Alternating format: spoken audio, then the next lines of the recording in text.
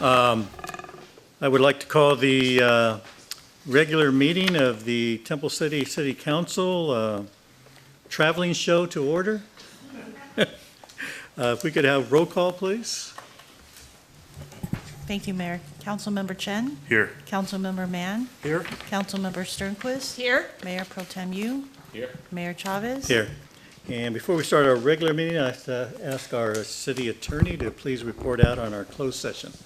Thank you, Mr. Mayor. The City Council conducted a performance evaluation of the city manager. No reportable action was taken tonight, and the matter has been continued to your next meeting. Thank you. Thank you. I was going to say, where is Brian? I didn't even see you. Were you hiding somewhere? Good. All right. Well, I'm pleased to welcome back, of course, our Pastor Kelty from Community of Christ Church, who will provide tonight's invocation. So, Pastor, if you want to come up to the podium there, and everyone please stand and remain standing after the invocation for our Pledge of Allegiance. Our Heavenly Creator, who is the source of all things good, we, a few of your children, would come into your presence today to ask that you might be present, might be Spirit, be with this council and those here gathered. They would be open their minds to that Spirit in order that they might bring to this community those things which will make it a better community, both now and in the present and the future, for the benefit of all the city. We would pray also for the staff that they might have the wisdom to do their individual tasks with diligence that would allow both council and staff to work in harmony, thus making Temple City a better place to be proud of. And finally, for all the audience here gathered, that they too may make, through their individual and corporate efforts, leave this city a better place for future generations. This we say thank you and amen. Okay, if you'll join me in the Pledge of Allegiance. We have our flag over here to my left. Place your right hand over your heart. Ready, begin. I Pledge allegiance to the flag of the United States of America and to the republic for which it stands, one nation, under God, indivisible, with liberty and justice for all. Okay, please be seated. Before we go on with the regular agenda, I want to thank Jen for the use of the facilities. Thank you very much. It turns out very nice.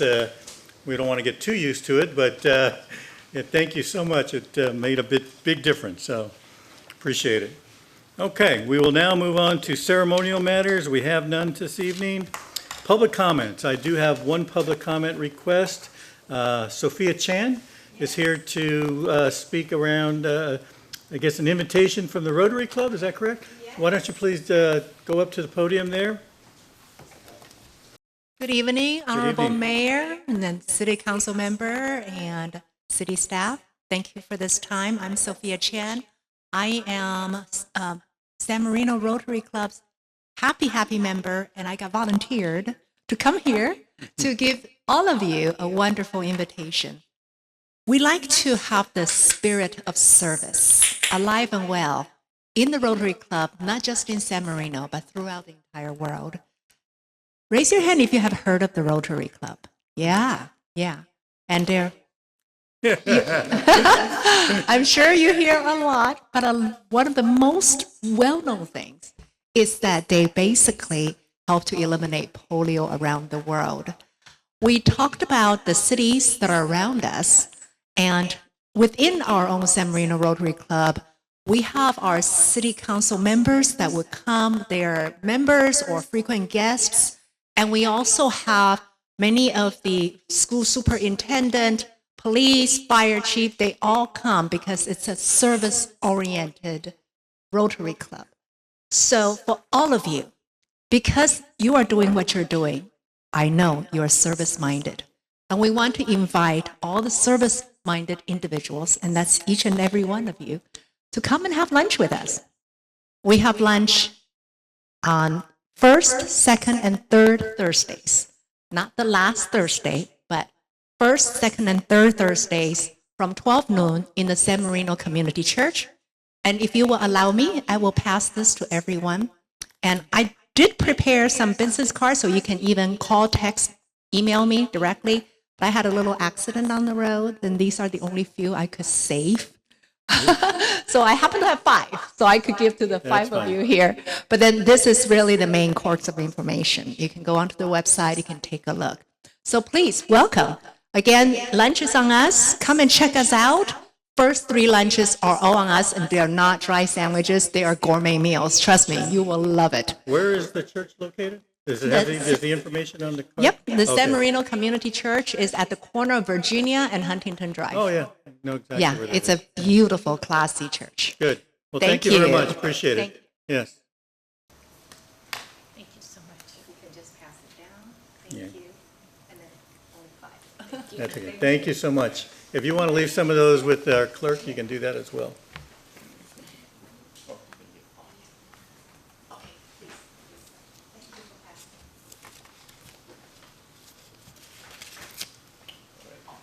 Okay, well, thank you for coming this evening. Pleasure to meet you. Okay, anyone else, if not here or seen anybody, I will close public comments. We will now move on to our consent calendar. All consent calendar items may be approved in a single motion as recommended unless removed for further discussion. Does anybody wish to remove any item on the consent calendar? Hearing none, can we have a motion? Mr. Mayor, move to approve the consent calendar. Thank you. Second? We have a motion and a second.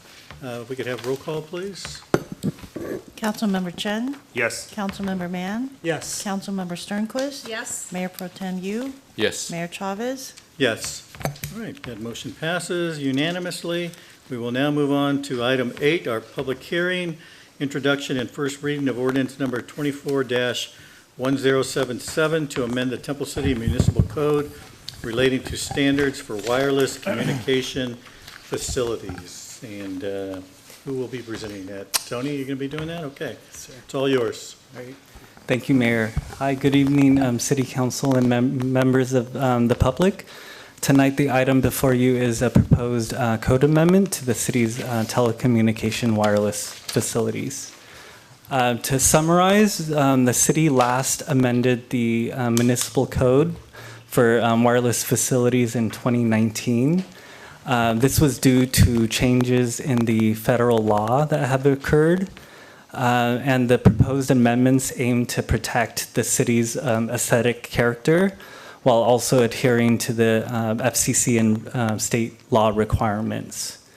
The proposed amendments would establish new and revised rules when it comes to application requirements for wireless facilities and to establish requirements when it comes to the abandonment of existing facilities and also for the transfer of ownership of existing facilities. These next slides will provide a brief summary of the proposed code amendments. The code amendments were intended to provide clarification on existing requirements while including additional requirements regarding aesthetics, the abandonment and transfer of facilities, and also to adhere to FCC and state requirements as mentioned. Regarding clarification, staff is proposing changes to the municipal code regarding a change to the listing of the M zone, which is referenced throughout the ordinance, to change the M zone to the IN zone, which is the proper zoning abbreviation for the city's industrial zone. Staff is also recommending that a footnote is added to this exhibit shown. This is a table that is within the ordinance. It lists all of the different type of wireless facilities and the applicable zones. And staff is recommending that a footnote is added for the Lollipop facility, and this would provide better readability of the code to help streamline information. What is a lollipop antenna? Never heard that term before. It's a facility with the antennas at the very top of the pole Okay. that So it's surround. pretty standard then? Yes. Yes, okay. Like the picture before, right? Yes. Yeah. That's a lollipop? I actually do have a question, Mr. Bell. So our industrial zone should have been always called IN, not M, right? So it was just correcting what we, okay. Yes.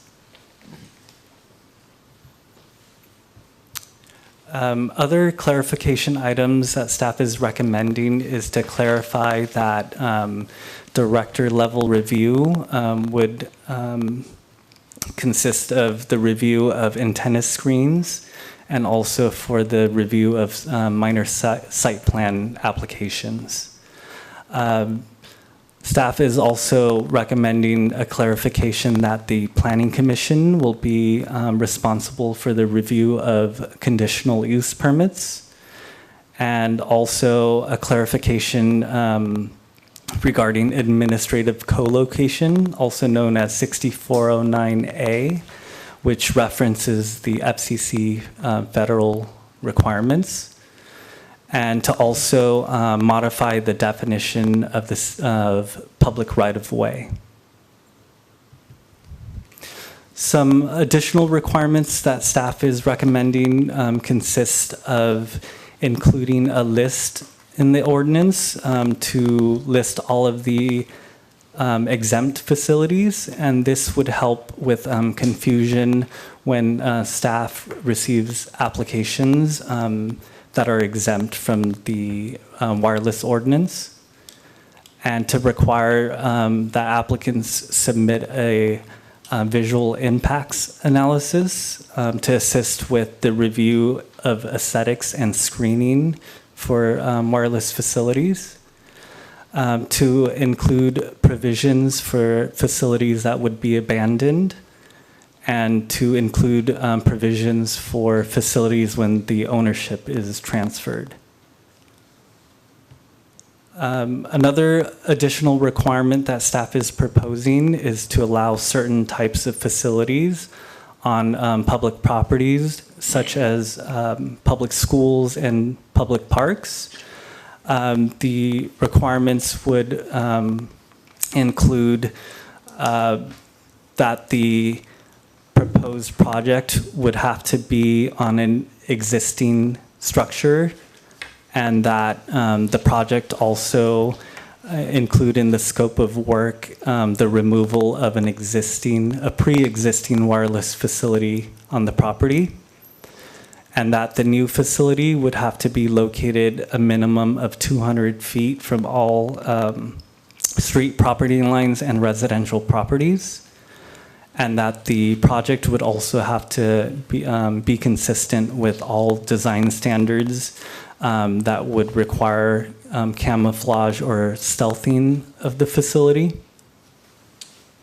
I do have a question. Go ahead. On reading that 200 feet distance from streets and private property or residential properties, does that only apply to publicly owned properties? That is correct. So publicly owned or used properties. So somebody locating an antenna in a privately owned property, they don't have to meet that 200 feet requirement. So why is that? Why is one applicable, one's not applicable? Because when going through the code, there was no requirements when it came to public facilities. We wanted to add provisions that would regulate proposals when it comes to publicly owned or used properties. Mr. Reimers, you had something to add? Yes, some of our public facilities, as Tony mentioned, there's nothing really in the code that talks about how we should handle facilities on school grounds. So we wanted to include something in the ordinance that talked about how if a school already had an existing facility, how that school could continue to have it if they had to remove the facility and replace it with a new one. So in that case, the school facilities tend to be quite large. So in those cases, there is enough room to make sure that there is at least 200 feet from the street in order to place a pole. So that's why in those specific instances, we thought that that 200-foot requirement would make sense. In other instances, like some churches who have facilities or some commercial properties, they don't have enough space to have that 200-foot distance. I think a good example would be, Yes, sir. they did have some wireless, but my understanding is they're no longer. They were taken down temporarily for Yeah, construction. and so will this affect them when they go to put them back? Yes, sir. So I guess the goal is to better position them for community benefit, right? Yes. Because they can, right? Whereas private properties, they don't have the luxury of putting them further away. Okay, got it, thanks. Okay, go ahead. Is it possible that there could be a publicly owned property that would not be conducive to this 200-foot requirement? And what will we do in that situation? It's possible. However, the way this code section is written presently is that in order to make use of this provision, they have to already have an existing structure, and they have to previously have had a wireless facility on the site. Thank you. Okay. Go ahead. Okay, moving to the next slide regarding FCC and state compliance. As mentioned earlier, the administrative co-location 6409A, the intention of the code amendment would ensure that all of the provisions would allow for staff level review and approval for co-location requests, which is a requirement of federal law. For example, this exhibit on this slide shows an existing wireless facility that's camouflaged as a tree. It has 4 bands of antennas. Each band is intended for different wireless carriers. So if a wireless carrier were to propose a co-location request, it would be to co-locate onto one of those bands. This is required to be approved at a staff level review.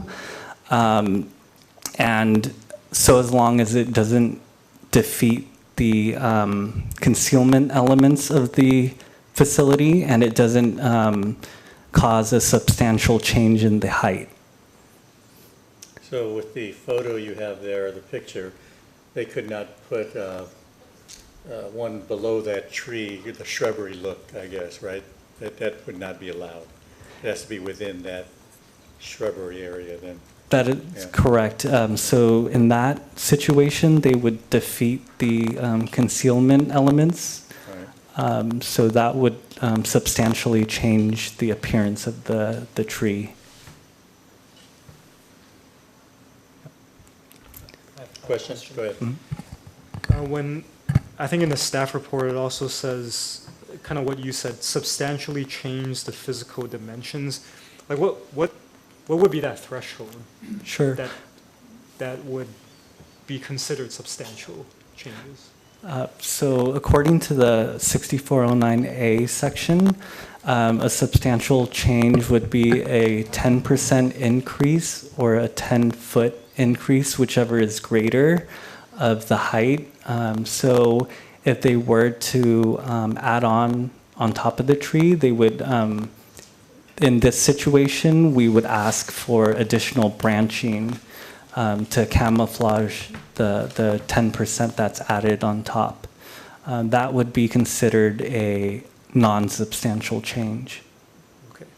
And could someone do it cumulatively across multiple changes, like take 10% of the original, then it gets higher, then add 10% of that? It's possible. Okay, but it's probably rare. I haven't encountered that. It's always been the 10%.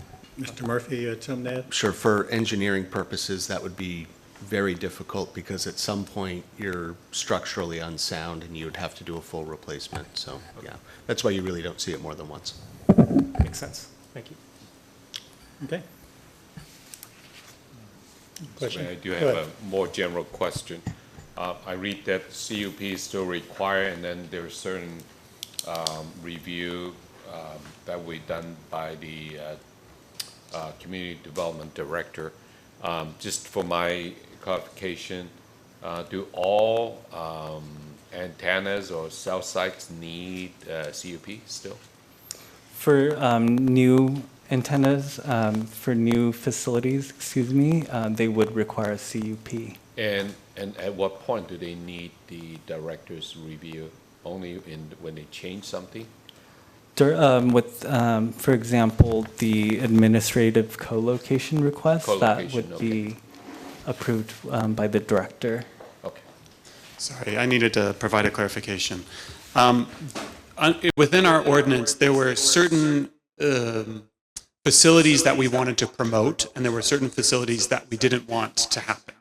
And so what our code says is that what our preference is to have building facade mounted wireless facilities because they look more architecturally integrated in the community.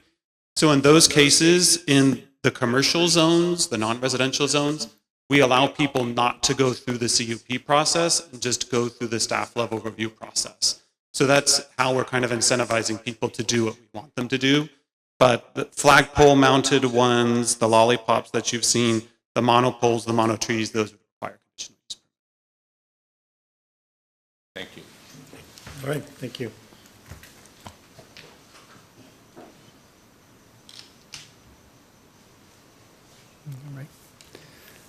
So when reviewing the proposed ordinance with the city's municipal code, it was found that there are no specific findings that are required, and that the location and placement of wireless facilities would need to be regulated due to the public health and safety concerns, and that by not providing adequate regulations, this may potentially create visual and aesthetic blight, and therefore it would be within the public's interest to enact the recommended standards and regulations.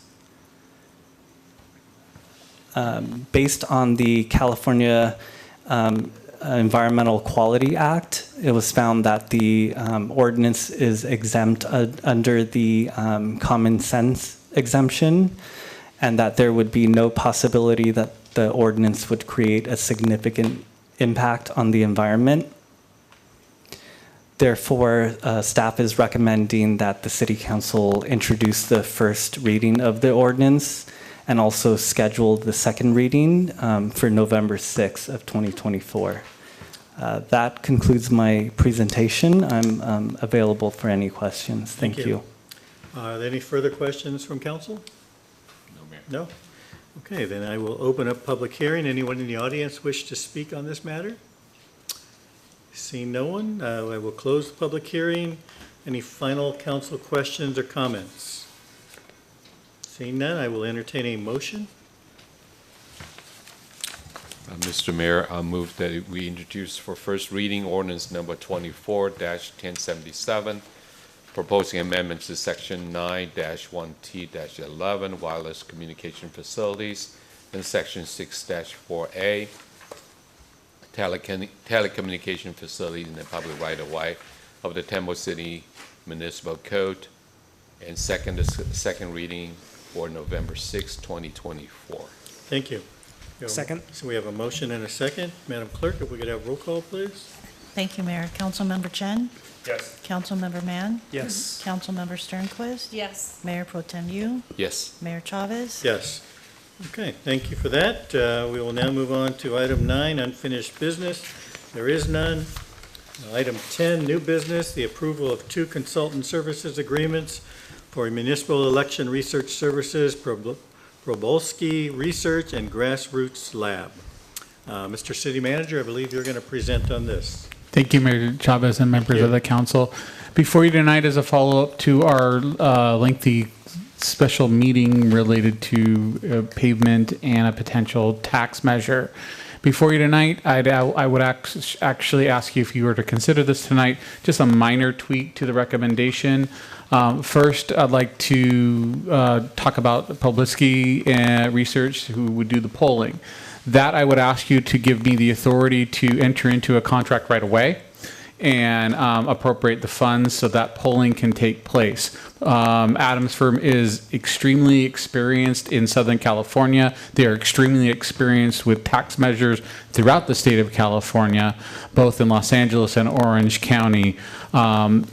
Part of that proposal is twofold. First, it would be the traditional scientific survey, random sampling of voters within Temple City and residents within Temple City to gauge their understanding of the issues that the city is facing, both with the road tax, but general ideas about the conditions and issues in the city.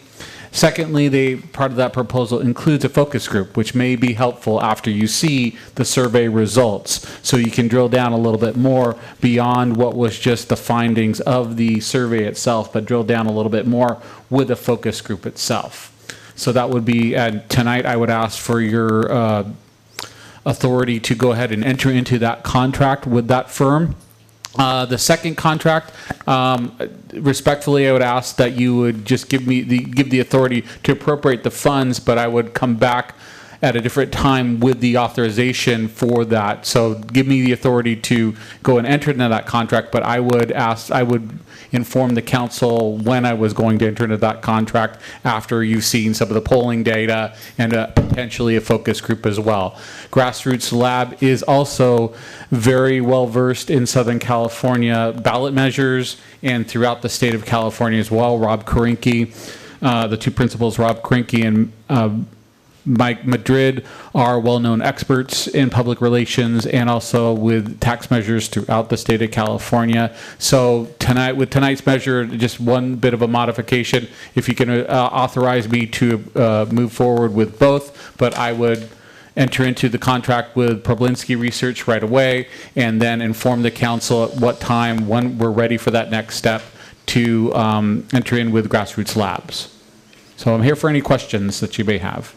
I have one question. So what you're saying is, at this point, the proposal would not be to enter into any written contract with GRASSROOTSLAB, but just have a placeholder as far as the funding goes for that? Funding and authorization for me to do that, and I would inform the council when we were going to enter into that agreement. Okay. So that gives, so that I'm not held back once we're ready to go. Okay, so we're not going to enter into any contractual relationship with GRASSROOTSLAB at this point. Is that correct? You're authorizing me to do that in the future, Right. but I will. But unlike PROBOLSKY, you're not going to be signing anything at this point. That's correct. Okay, just wanted to make that clarification. But just from a timing standpoint, we don't want to lose any timing Right, once. right. So you have it already. We'll have it already, and it'll be ready to roll. Okay, so that part of it would be, I'm assuming, on a future agenda. Or tonight, you could just give me the authorization. I would inform the council of when I entered in that So you don't need to contract. bring it back for a vote? No. or anything? Okay, all right. Okay, any other questions from council? I think I can Councilmember just Chen? add something for the public that may have missed the special meeting regarding our pavement measure or pavement issue and the potential exploration of a funding source for it. I think it's prudent that we really find out the sentiments of the community, where it is at, and also I think important is understanding the atmospheric. If there are other agencies that are in our jurisdiction, and namely the school district or other, I mean, the county's always looking at tax measures and whatnot, different, whether it be a sales tax measure, whether it's a parcel tax, whether it's a bond measure. I think it's prudent to look at some of these, to really find out the pulse of the community prior to entering any public education, even though I think we're on the same page, and for those that were at the meeting realize the importance of us moving forward with our pavement improvement plans, but then identifying the source of that funding, I think it's important to to find out where the community is at. Okay, but do you don't have any questions? Those are more along lines of comments, but do you have any questions No. for staff? Okay, thank you. Any other questions? Go I ahead. do have one question. In the proposal, it mentions that the target is 300 survey respondents, and they call it a scientifically significant number. Do you know if that's just irrespective of population size, or is that just this magic number that they apply to Sure. any? The city attorney and I'll team up on this. Yeah, the first 2 or 3 times I heard about this, I thought that was crazy. It is statistically significant, no matter how large the population, as long as it is done by experts like this, who will drill down into your population demographics and make sure that what they are getting in terms of their sample represents the demographics. They're not just going to get the first 300 people that they could call or knock on a door with. They need to drill down to make sure they're getting a fair sample. But if they do that, then amazingly, 300 is enough. And in speaking with Adam as well, the part of the reason he's proposing 300 rather than 400 is because the margin of error that you gain with the cost that you pay for is there's not as much of a return on the investment, because you're going from 5.8 margin of error to 5% margin of error. So in this case, if we got a good idea of where things are at trending with the public's receptiveness to a tax measure or any other thing, that's not a margin of error where you as the council are going to feel as though you're missing some empirical data that would be absolutely essential to potentially moving forward with a tax or potentially not moving forward with a tax. And that was part of Adam's recommendation. Part of it as well, on top of that, having that focus group as well, so he can drill down farther if there's some questions that came up during that polling that we want to understand even further from community members, why they're thinking this way, what are they understanding, what are they not understanding about either the funding issues, relationships, as Councilmember Chen brought up, between taxation, between the state, county, whatever issues may be coming up that the community needs a better understanding of. And actually, I have a follow-up question on that. So in the proposal, they listed the focus group as optional, but if I'm reading this correctly, the costs we're being asked to authorize would capture that. Yeah, the cost would, thank you for clarifying that, Councilmember Mann. That what this would capture would be the survey for 300 at 29,100 and one session with a community discussion group of 7,500. Okay. Thank you. Do you remember how many we polled for the term limits? A little bit higher than 3. I think if my memory is serving me correctly, it's been a while. I think it was 350 that they did. I think they did the plus or minus margin of error about 5. So 300 gets you about 5.8. So. All right. Any other further questions from council? Nope. Okay, then we will open up public comment. Anyone in the audience wish to speak on this matter?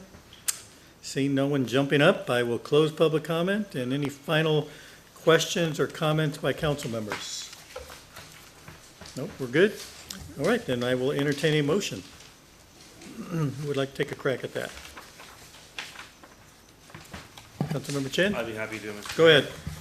All right, so I move that the council approve a consultant service agreement for municipal election research service with Probolsky Research, appropriate a total of $56,600 from general fund reserves for municipal election service and community outreach service and public education, and authorize the city manager to execute the agreement to include a consulting service agreement for community outreach and public education with GRASSROOTSLAB at a time appropriate. Do we need the amount in there, I think? I didn't hear that. You have the total amount. Okay, we have that. Captures everything. Okay, Thank you, sir. thank you. All right, we have a motion. We have a second? I'll second. Thank you. All right, we have a motion and a second. If we could have roll call, please, Madam Clerk? Thank you, Mayor. Councilmember Chen, Yes. Councilmember Mann? Yes. Councilmember Sternquist? Yes. Mayor Pro Tem You? Yes. Mayor Chavez? Yes. Okay, we will now move on to item number 11, update from our city manager. Mr. Cook. Thank you, Mayor Chavez and members of the council. Thank you again to our partners with the LA County Library, Jing, and everybody. This has been as easy as could be to transition into this room to do this meeting this evening. So thank you.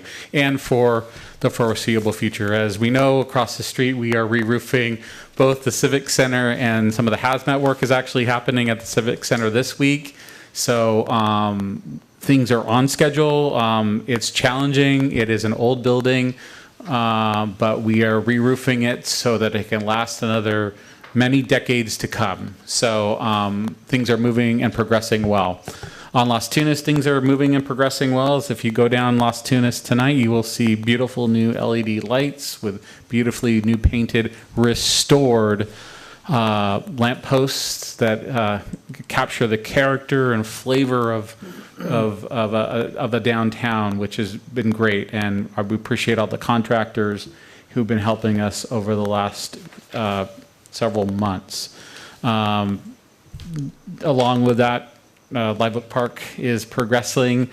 Some of the challenges with the shade sales that we've been having of footings, we're getting through those, but things are moving along as well. And we're looking forward, if we don't want to describe the location, but the equipment and the rocket has been delivered. So it is at an undisclosed location at the moment, and it will reveal itself very soon in the next few months. But we're quite excited. Do we have like a big sheet over it or something?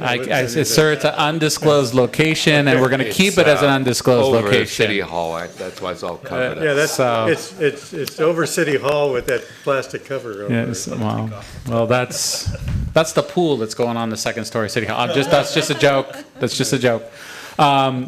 So thank you to all the partners we have on that project too, because again, while outside of us here with our new playground with the bamboo forest is wonderful, and it's been well used, the Live Oak Park playground is custom playground structures. This is the first one of their kind that they're building in the country. So we're really excited about the elements that this playground is bringing together as well. So a couple more quick things. Our partners at the San Gabriel Valley Humane Society will be celebrating their 100th celebration this coming Saturday. That is at 851 East Grand Avenue in our partner city of the city of San Gabriel. Festivities will start off at about 9 o'clock with coffee and donuts, a blessing of the animals, and then around 11 a.m. games for the kids. A paw trait, a dog paw print creations, music, and some antique cars. And our partner agency at the San Gabriel Valley Police Department will be there as well. And this is their 100th anniversary, so they will be doing some fundraising as well. So hope to see you there. Hope to see members of the public there. That is it for me this evening, Mayor Chavez. Thank you. Thank you. All right, update from our city attorney, Mr. Murphy. Thank you, Mayor. Yes, the League of California Cities annual conference begins tomorrow. There are slightly more than 7 hours of attorney panels that I'll be attending, so hopefully I'll have something much more interesting to tell you in 2 weeks. Thank you. Thank you. Okay, item number 13, council reports regarding ad hoc or standing committee meetings. Does anyone have any meetings to report on? No, been quiet. Okay, we'll now move on to item 14, council items separate from the city manager's regular agenda. And Councilmember Chen, I'm not going to start with you today. I'm going to start on this side. I'll start with Councilmember Sternquist. How's that?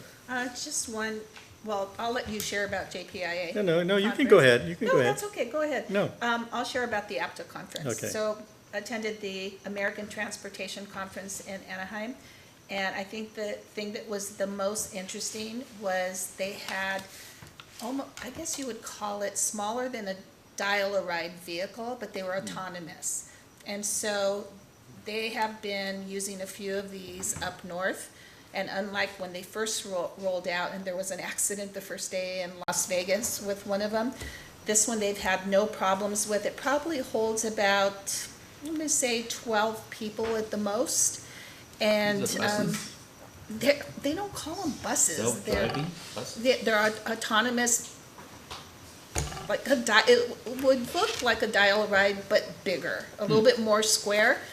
And they've been very successful. So the thought was that probably in the next 3 to 5 years, we'll be seeing them more and more in California and in Southern California. It will be interesting to see. I still don't know how comfortable I'd be in an autonomous vehicle though, but it's definitely the future, and they are using them more and more for fixed routes in cities. So we'll see what happens. And then one last thing, COG is having their big anniversary party. It's 30 years, and it's on it's on 10/30. So October 30th? October 30th. That's not Halloween, right? No, 31st is Halloween. And it's from 4 to 7, and it's at the COG office in Monrovia. If anyone's interested in going, they always do a really nice dinner and cake, and so if anybody's interested in going and meeting the staff. And that's about it. Great, thank you. Councilmember Mann.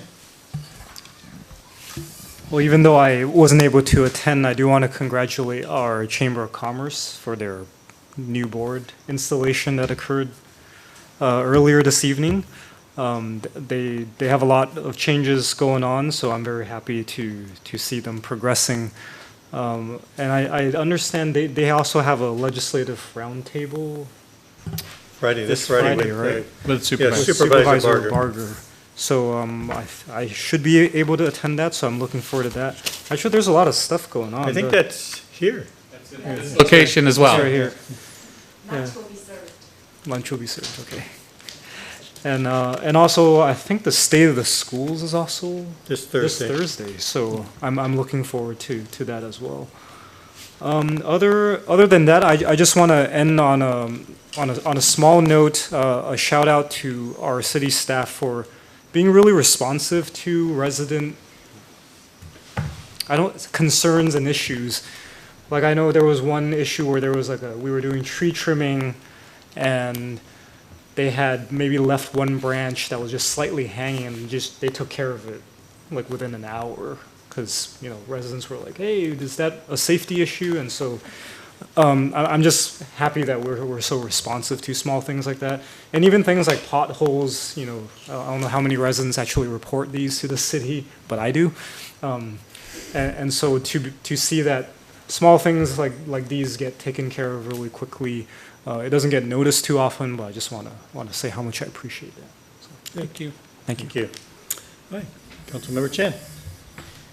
Yes, so I was able to attend the Cal JPIA education seminar, and I know a lot of times these conferences will be a mix of networking over like substances, like education. There's some conferences that are definitely more on the networking side, but however, I feel like this JPIA conference was very substantive and very good on the education side. I just want to report on one session that I attended. Being a wannabe traffic nerd, I went to about road safety, and I found that Temple City already does a lot of the things that is being shared as best practices, and that is having an engineer study of the intersection or the affected roadways, looking at SWITRs, which is the California, well, a lot of times the traffic collision reports go and feed into that database, and then ultimately getting council approval. They talk about it during that session as being, that's the gold standard of having every level of review and looking at our intersections and road safety. So I appreciate it, and I really enjoyed actually that particular session. So just want to report that out on that. Yesterday, I was sworn into the Metro St. Gabriel Valley's Service Sector Council, and they encourage all of us to take the public transit to get to the meeting location. So I'm happy to report. I took bus 267 down Temple City Boulevard. It was actually quite a full bus. People from all walks of life. There were a couple students waiting at the bus stop where I boarded at Temple City and Lemon. So it's good to see that it's being used, and for people that want to get to and from locations. How long did it take you to get there? 19 minutes. Really? Not bad. Yeah. It's, Including waiting? the waiting, I learned a new trick. The Google Maps, which is really convenient on the transit option, it shows you all the routes, but the time schedule is not exactly on time. So I'm going to start using the Metro app and see how that works. Where's the office? The meeting's held at the Metro Division at the El Monte bus station. Oh, yeah. So Okay. most of the bus routes feed into that location, so it made it convenient for me to take the bus without having to transfer. So good experience. Take the bus back home? I did not. Oh, okay. Was, Maybe I should have asked. I went to the deputy sheriff. Good. Today was also, I was able to go to Rose Donuts for my breakfast, and I know this was the last minute it was shared on social media. Charlie, who is a familiar face there, of 39 years, he's really operated this family-owned, just beloved sandwich/donut shop. Today's their last day of being owners, but he will still remain on and help the owner. It was a really touching social media post, and likewise, when I was there, I saw, I mean, just gosh, people from around the neighborhood, people from the community, they really showed, and I mean, gosh, half of the donuts were already off the shelf. So I think, you know, being a police officer myself, I just have that special connection to the donut shop, and yeah, it was a nice day. So I was happy to be there along with the other parents of Emperor Elementary School. We call it the Emperor Breakfast Club. So it was really nice to do that. Tomorrow I'll be attending the League of California Cities, and I look forward to learning more. Good, thank you. Conference. Thank you. Mayor Pro Tem, you?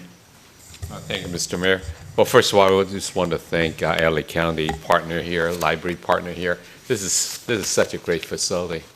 Maybe we should just stay here a few more times. If we do, I need to get a more comfortable chair. Yeah, but just thank you. Thank you so very much. This is such a great facility. You know, thank you. I also want to pass along something very happy to report back. I saw some construction on Rosebean Boulevard, and turns out it was the water company, I think California Water, I believe, right, was doing a long pipeline. So I called our city manager up and said, hey, you know, what about this? They're taking up our road. Turns out I was very happy that our staff in approving the project had actually mandated that after they finish the project, should grind overlay and redo that half of the street. So I just want to report back very happily that our staff is looking out for the city when they approve permits and stuff. So, and that's why, you know, a lot of us saw the Sand District's sewer project. I mean, no complaints and things been done very well. Just want to say the staff been doing a great job. Good, thank you. Let's see. Well, a couple of us did attend, as we heard earlier, the California JPIA conference this past week in Indian Wells. It was a cool 105 degrees there during the day, and 105 cooled down to about, what, 86 at night, I think? But it was nice. It was a dry heat, right? That's what I like to say. It was a good event. We had over 500 attendees.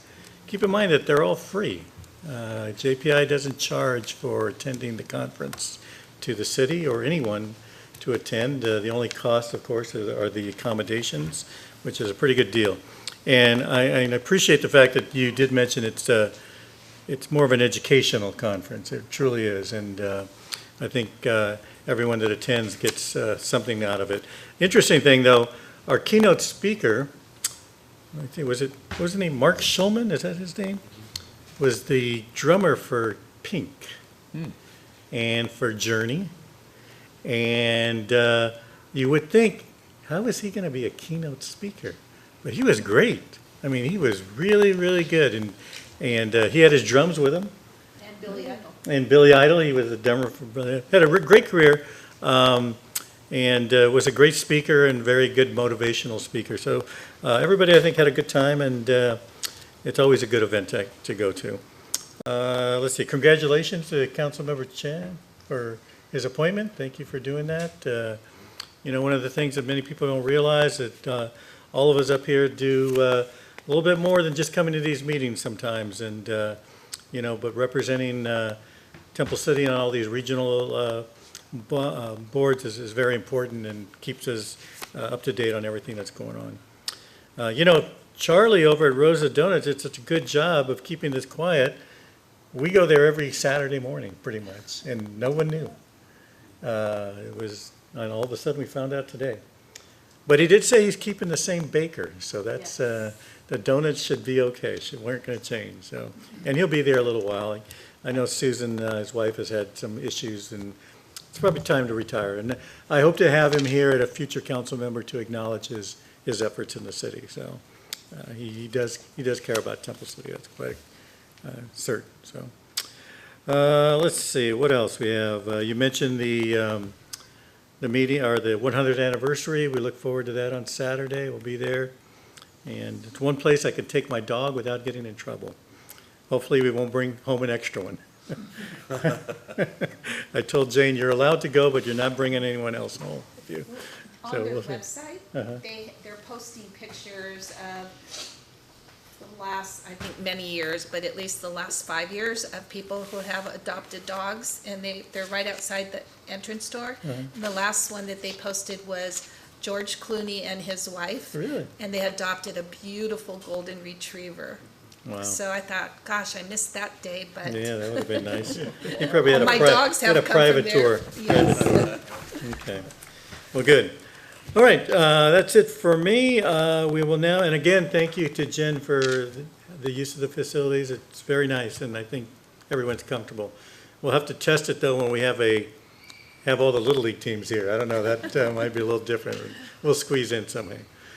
All right, so that will close item 14. We'll move on to item 15, additional public comments. Anyone have any additional comments? Jerry, go ahead.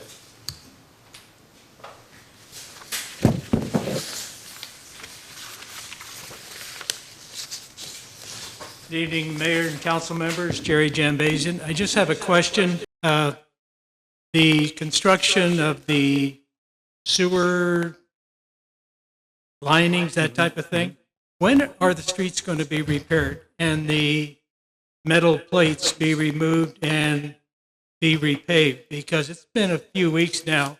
Which particular area are you speaking about? Well, for instance, Encinita, for sure, Oak Avenue for one. It's been a while now with those plates there, and it should be paved over. I know they did it on Temple City Boulevard pretty quick, but I'm just wondering when the rest of it's going to be done. Do we have a schedule? We have a schedule, but that schedule has been changing a bit with our partners in the county sanitation district as well. We'll know, we will have another follow-up meeting. We meet bi-weekly for all our capital projects right now, including updates with our county partners. So I'll have more information. I don't have all that information right now, but I'll have it soon. They are close to being done, but I don't want to give you a definitive time frame just exactly right now. Essentially, the work that they're doing down in Encinita is almost done, but they're hitting the trunk lines at the latter part of where Lower Azusa is, and they kind of do it all in one fell swoop. So I'm hoping in the next few weeks, but I can get a more definitive answer to you, Mr. Jambazian, and to the council. Thank you. All right, thank you. All right, if there are no other further comments, public comments, I have a closed public comments, and we are adjourned. Thank you. Have a good evening.